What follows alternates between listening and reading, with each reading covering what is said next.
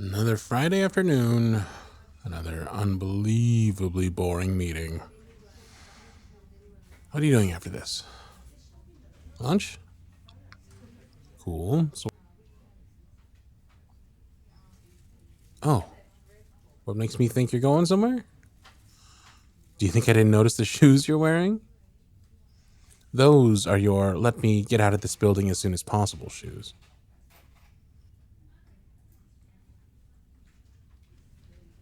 I'm a weirdo for noticing your shoes. Okay then, well, when we go out to lunch after this, I'll be sure to show you, in great details, the shoes I'm wearing, and I can call you a weirdo too. Fair? Yeah, of course I'm coming with you.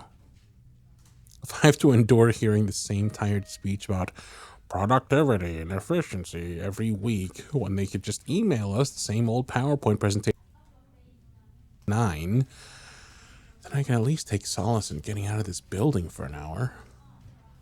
So, as I said, where are we going?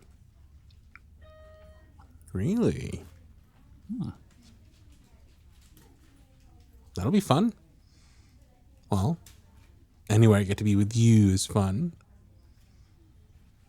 Oh, everyone's piling in. They must be about to start soon. Hey,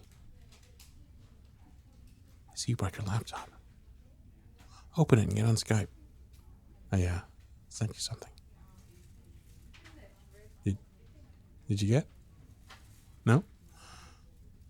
Okay, hold on, I'll send. You got it this time?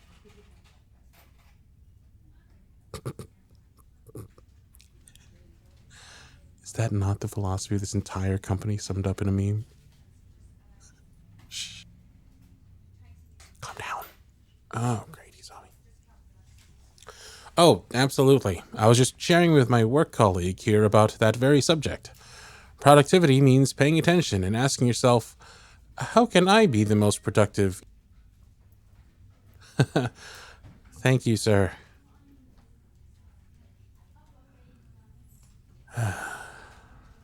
I told you you were being too loud. No, I wasn't. It was you. I know I'm a bit of a comedian, but you need to control yourself unless you want to get a timeout. Oh, don't be like that. No, you pay attention. Way through that, I can pay attention to two things at once. Kind of. And don't try to act all innocent like you don't remember 5 months ago. Oh, you remember. Chad? And you're blushing because, of course, you remember. The best part of the night shift was how relaxed and chill it was. One manager for after 5, we were always out of control. Those over-the-top memes and even more extreme gossip were wild. Like that time you and I somehow got the whole floor one by one to start singing Bohemian Rhapsody for 2 hours. Exactly. Remember when Rebecca and Sam were, what did they call it? Talking? I like to think the two of us are at least somewhat responsible because of the positive gossip we spread about one to the other. Need anything fixed? Just ask Sam. If you need to gently persuade a difficult client, Rebecca will do it. Nobody was happy. Except maybe you. Oh, please. You all but stalked them for the first 2 months. Lurking around every corner, just watching them. Totally were. It was weird. We all thought so, but Sam and Rebecca never complained, so we just went with it. You can't deny it. Yeah, I know you love seeing people falling in love. Half the movies you drag me to. Quiet for a second. He's looking over here again.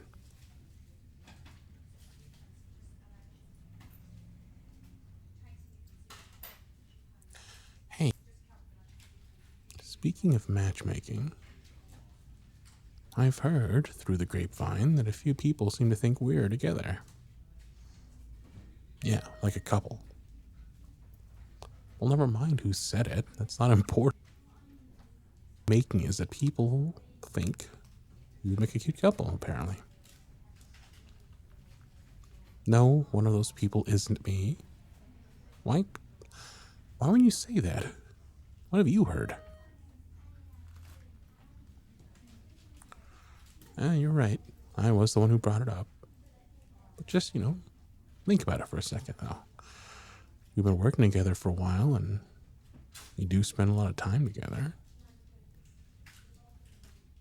Did you go to the movies? Right. 5. And how many times was I with you? 4. And that one time doesn't even count because you were out of town with your sisters. Now, whenever I bid for a new schedule, you always get the same one. Suspiciously, all 3 supervisors I've had, you've also had at the same time. Okay, I guess that. What about how your desk is always right beside mine, then? Yes, always. You don't think I've seen you switching around name tags on desks when everyone else is at lunch? Well, if it wasn't you, who else would have done it? Why on earth would any of the janitorial staff care where you sit? You are deflecting, sweetheart.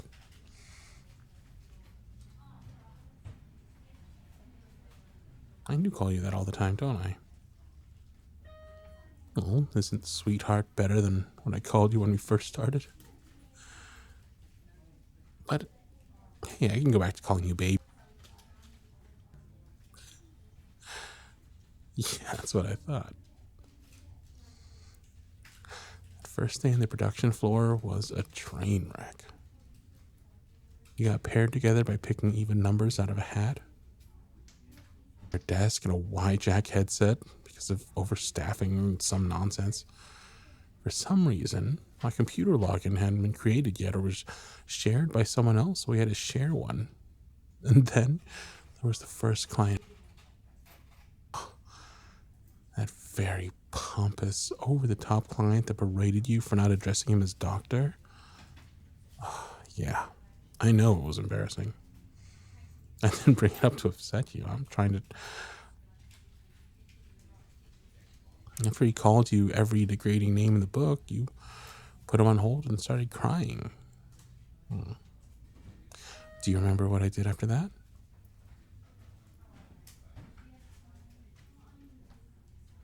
In so many words, but yes, I very firmly and respectfully told him that anyone that disrespects one of my colleagues can go... Well, they can go sit on a ham sandwich. The only... New logins meant our calls weren't being monitored just yet. Anyway, he started laughing and we ate lunch together, and he had such a small amount of food with you, I said you eat like a bird. And I don't quite remember how we got from baby bird to sweetheart, though. I'm getting to the point, I promise. The point I was making is that ever since that day, we've been... Because something's there. Something more than friendship. Really? I just gave you no less than 2 examples. Okay, well, I hate to use this one because we swore each other to secrecy under threat of torture to never bring it up, but, well, there's what happened at the office holiday party in the utility closet. Don't squeeze my knee like that. Nobody knows about that but us, I swear.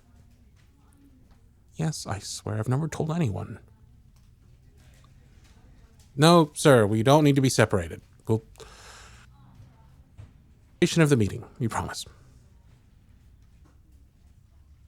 Are you trying to get us kicked out? Okay, I know we promised, but this is really important to me.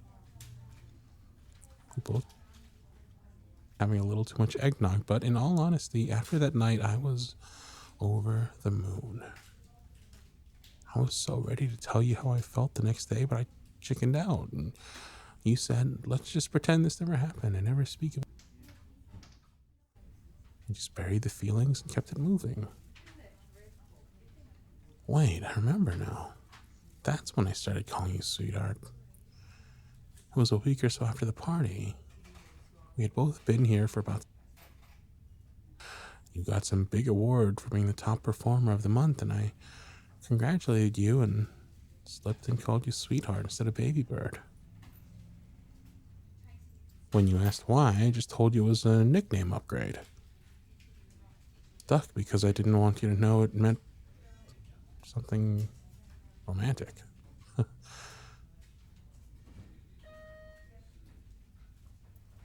Well, I'm bringing it up now because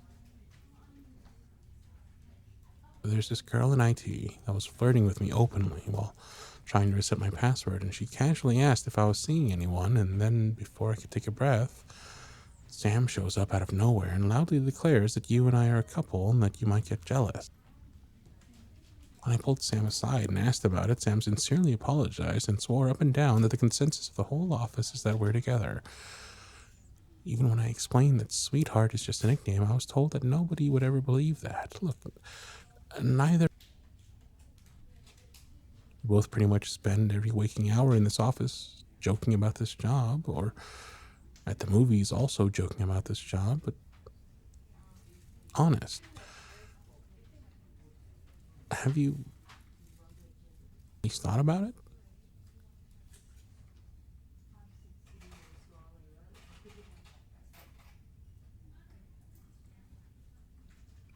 Okay, so you think we have a great friendship, but you don't see how we'd work as a couple. I have those fears too. In fact, I worry that if things don't work out, I'd be losing both a great... But, you know, life and love are both about taking risks, right?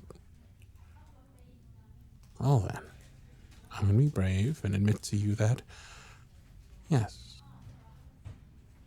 you since that torturous first day, and all those feelings just culminated into something big at the party. Okay, I mean at the event that won't be named. And the feelings just continue.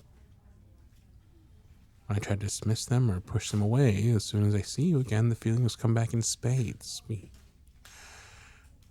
know each other better as work friends than regular friends. Maybe we could try...